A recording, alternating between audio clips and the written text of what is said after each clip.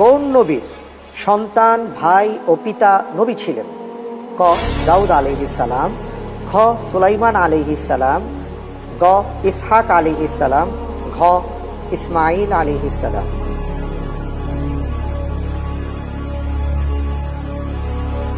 কোন নবীর সন্তান, ভাই এবং পিতা নবী ছিলেন?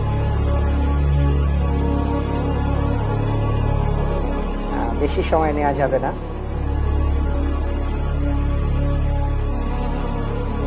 বুঝে শুনে উত্তর দেবেন। উত্তর হবে গ ইসহাক আলাইহিস সালাম। ভেবেচিন্তে বলছেন? জি ইসহাক আলাইহিস সালাম। জি। লক করে দেব? ঠিক তো?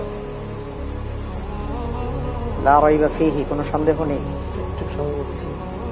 সময় চাচ্ছেন? জি না, ঠিক আছে। ঠিক আছে, জি ওকে ওকে লক। জি। লক করে দেয়া হোক গ ইসহাক আলাইহিস সালাম। আপনি এবার যে উত্তরটি দিলেন, উত্তরটি সঠিক হয়েছে।